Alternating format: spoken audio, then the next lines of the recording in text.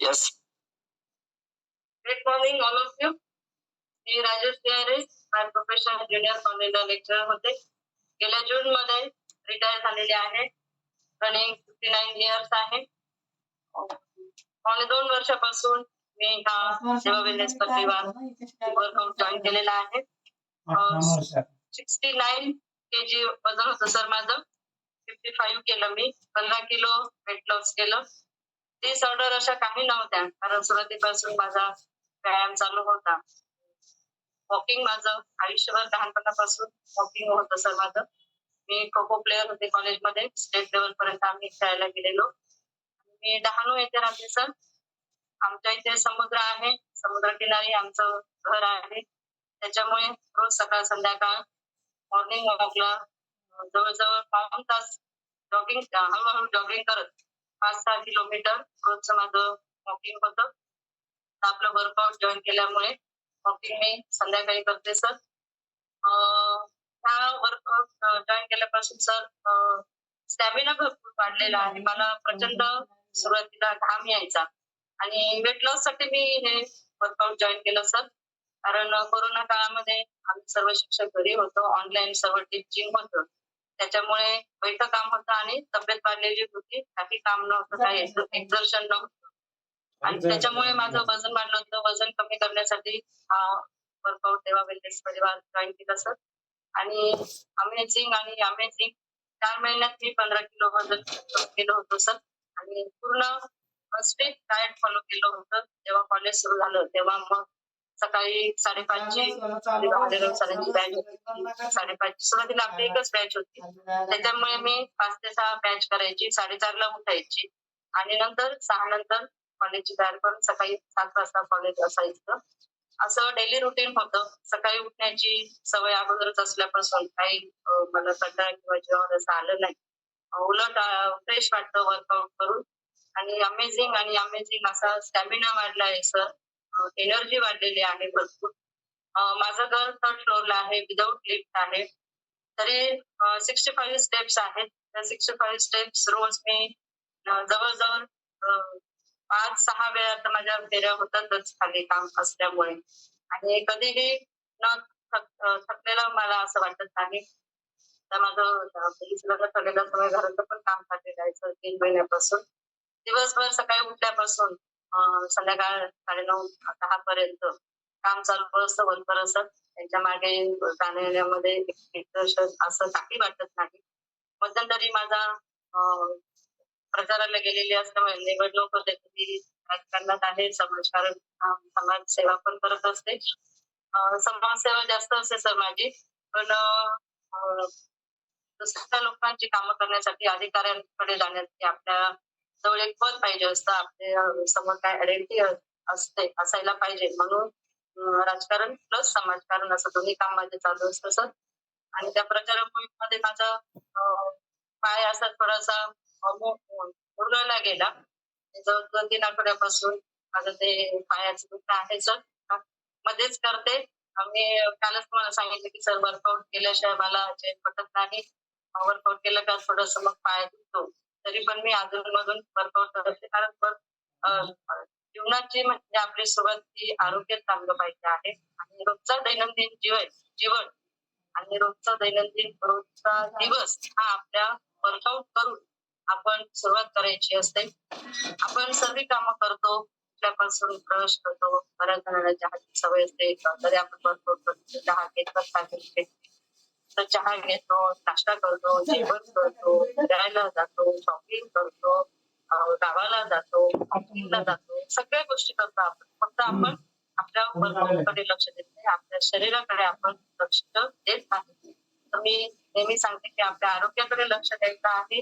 कोणी आपल्याला नावं ठेवो किंवा सुरुवातीला आपल्याला स्टेप्स कमी पडो किंवा कुठलीही आपण बॅच करू. वर्कआउट करणं महत्वाचं आहे.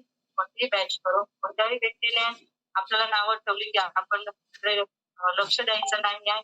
काही व्यक्तींना निगेटिव्ह असं तर आपण पॉझिटिव्ह थिंकिंग ठेवायचं आहे. आणि वर्कआउट मध्ये पॉझिटिव्ह थिंकिंग आपल्यामध्ये येत असते. आपण दुसऱ्यांसाठी नाही तर आपण आपल्या स्वतःसाठी वर्कआउट करायचा आहे. आपल्या आरोग्याकडे लक्ष द्यायचं आहे.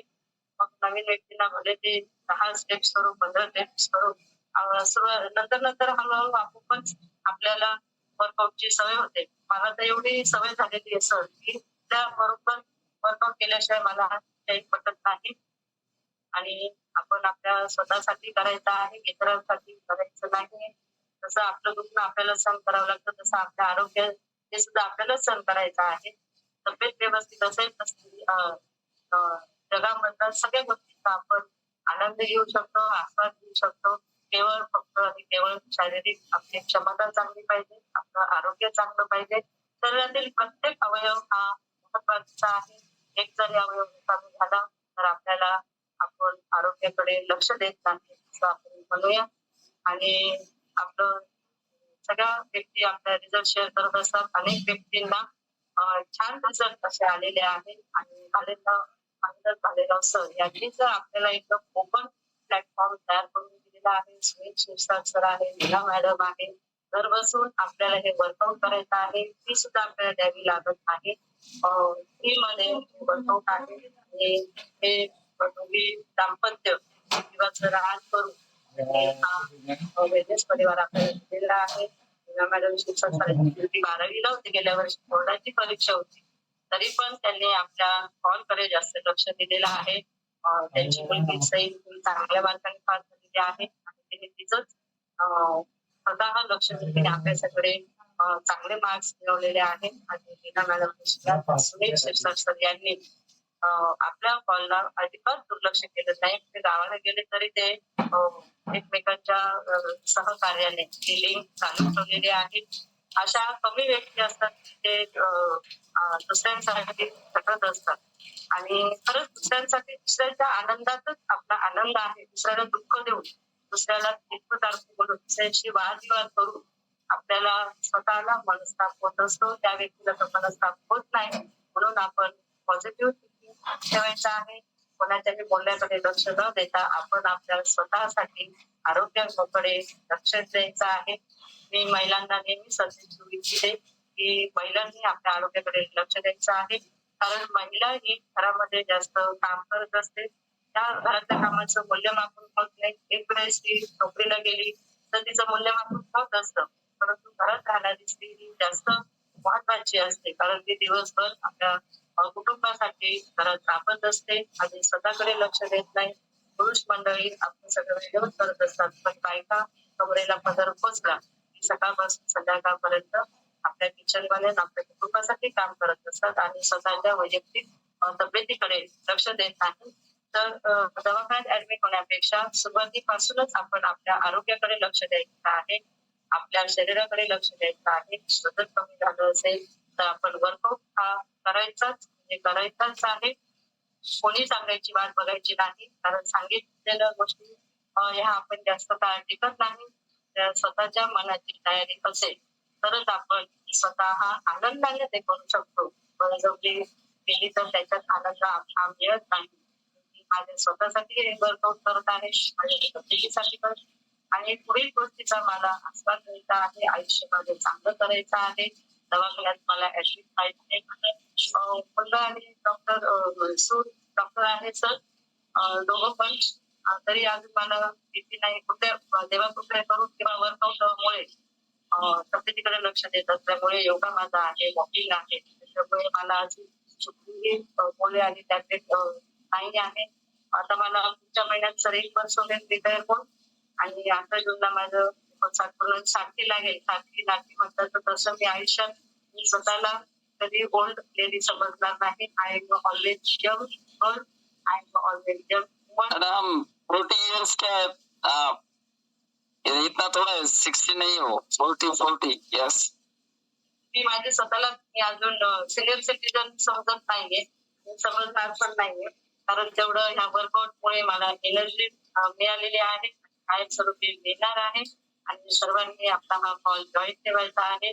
वर्कआउट चांगलं करायचं आहे आणि आपले Sunil Shirsat sir, Meena madam, Waghmare sir, Phule sir हे सर्व चिरप एवढे छान करतात की आपल्याला झोपेत नसेल तरी आपण नाही आज आपल्याला वर्कआउट करायचं आहे आणि सगळी बेस्ट सर ही चिरपवर अवलंबून असते, गाण्यावर अवलंबून असते. सगळा आळस निघून जातो. आणि माझं दुखणं तर लगेच बाजूला ठेवून आणि मी वर्कआउट करते. भले नंतर पाय दुखतो, तर थोडंसं गरम पाण्याने वगैरे शेकून बर्फ वगैरे लावून पुन्हा पूर्ववत करण्याचा प्रयत्न करते आणि मला आज वर्कआउटचा चान्स दिल्याबद्दल धन्यवाद सर. आप ग्रेट हो सर. धन्यवाद. Thank you ma'am. अमेजिंग ऐसा देखो, एनर्जी लेना है, मैम से कुछ सीखना है। 60 ईयर लगने वाला है मैम को, अभी देखो तो भी मैम खुद बताती है